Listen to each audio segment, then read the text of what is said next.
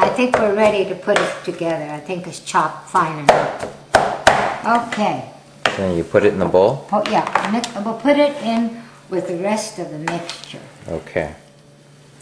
Wow, that's a lot of mixture. It is. But I have a feeling we're going to probably freeze the rest. Well, like I say, whatever you don't use, you could freeze the rest.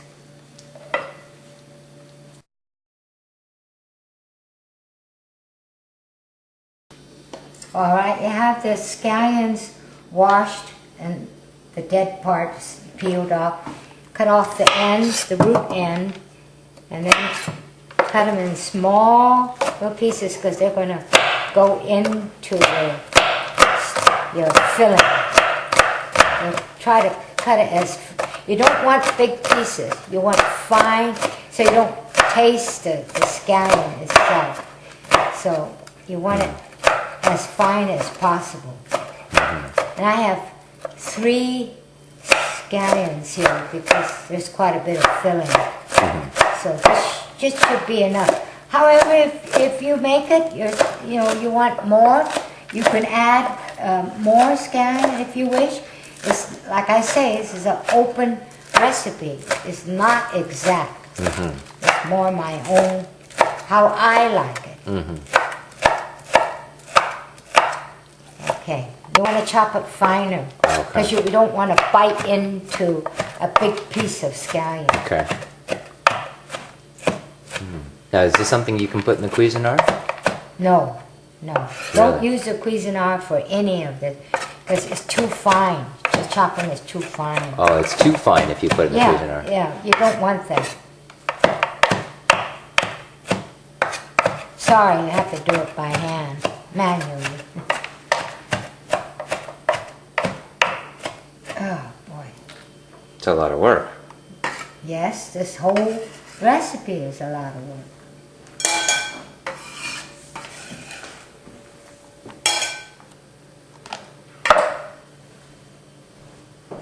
That's how it is. All right. The next step is I usually put in a small amount of scallion in the filling. A lot of people don't. They just put it, when they're ready to eat, for garnishing or whatever. But I like the scallion flavor. I mean the cilantro, excuse me. The cilantro. That's either called Chinese parsley or Mexican parsley. And it has a very pungent flavor, and a lot of people don't like it, so be a little careful how much you put in if you're going to use it. You don't have to. It's not a real ingredients for the wonton. Now this one you want to chop up very fine too. Yeah, both. But when it cooks, this will not be, it'll be, because when you boil your wonton, it cooks in the hot water, it won't be so raw, and it'll blend right in. And this one don't use a lot unless you happen to really like it, this flavor. Okay, now that should do it.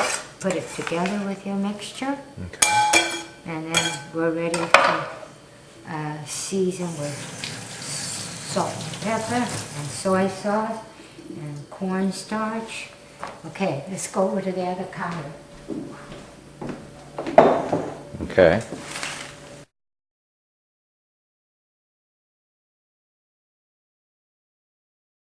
Okay, all the shrimp, pork, scallion, cilantro is all in this big bowl.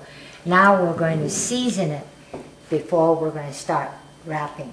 So we'll put some, I can't tell you exactly, just approximate, the soy sauce. And it's better to use the lighter soy sauce, not the dark one, the heavy one. What I do, I just sort of eyeball it, but you'll have to check out. Just kind of season it a little bit. Yeah, season it a little bit, and I put a little cornstarch so that about a half a teaspoon, and some salt. Or just like a pinch of salt? Well, a little bit more than a pinch because there's quite a bit of filling here. And some pepper. Again, the mixing, the seasoning is not exact.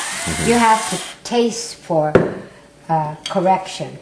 Then, let me see, I got, no, that should do it. You could put sesame seed oil if you like, a little bit. Maybe we'll do that. Just put a little. What is it that you're putting in? Sesame seed oil.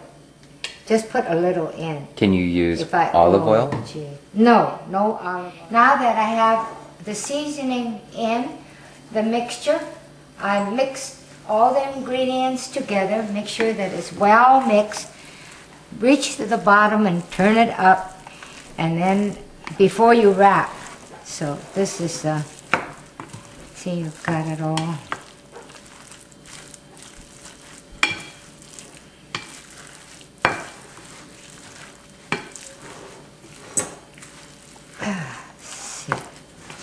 See how much fatter this pork is? It's not as lean. It'll give more flavor. It won't be so tight, the meat.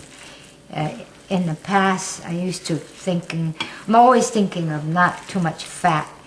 And the pork was very lean. So I think this time, I've never tried it half fat and half lean. But we'll see what happens. You know, you just sort of have to experiment with your cooking to perfect it to your taste, to your liking. There, now. Do a good job in mixing this thoroughly. This is important, this part.